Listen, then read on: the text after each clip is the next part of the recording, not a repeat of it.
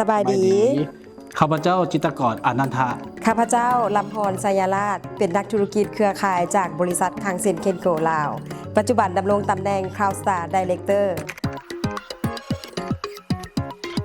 ข้าพเจ้าประทับใจเรื่องของผลิตภัณฑ์และแผนธุรกิจแรกๆที่ข้าพเจ้าเข้ามาข้าพเจ้ามีปัญหาเรื่องของสุขภาพและมีปัญหาเรื่องฝ้ากระเพียงแต่ใช้สินค้า3 เดือนเท่านั้นรู้สึกว่าสุขภาพดีขึ้นและมีรายได้และที่สำคัญไปกว่านั้น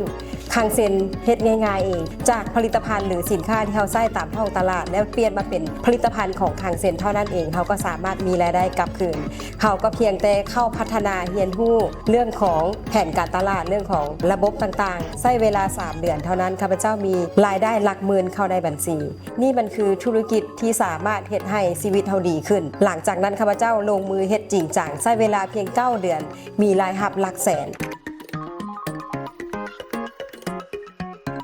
ในมุมมองของข้าพเจ้าในการสร้างธุรกิจเครือข่ายให้มั่นคงและมั่งคั่งได้นั่นจุดสำคัญที่สุดนั่นก็คือทุกคนในองค์กรต้องรักษานับถือกฎจรรยาบรรณของบริษัทที่วางออกอย่างเข่งขัดเพราะว่าการสร้างธุรกิจเราต้องซื่อตรงต่อลูกค้าและบ่แย่งสายงานของผู้อื่นหรืออาจจะมีการโฆษณาเกินจริงนี่ก็เป็นอีกจุดหนึ่งที่สำคัญให้ความเสียหายหรือความเสื่อมเสียของบริษัท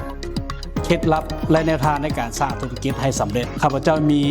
อยู่5ข้อหลักๆ 1. เราต้องมีเป้าหมายให้ชัดเจน 2. แบ่งเวลาในการเรียนรู้ในสิ่งที่เราบ่ถนัดอย่างสม่ำเสมอ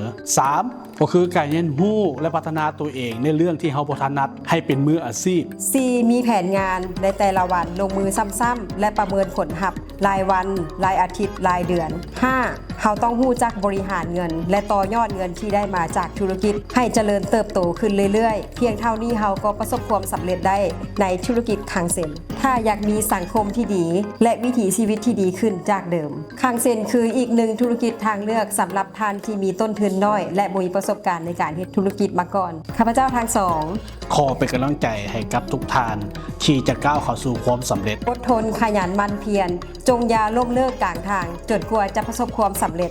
สู้ๆ Be the best Go Cow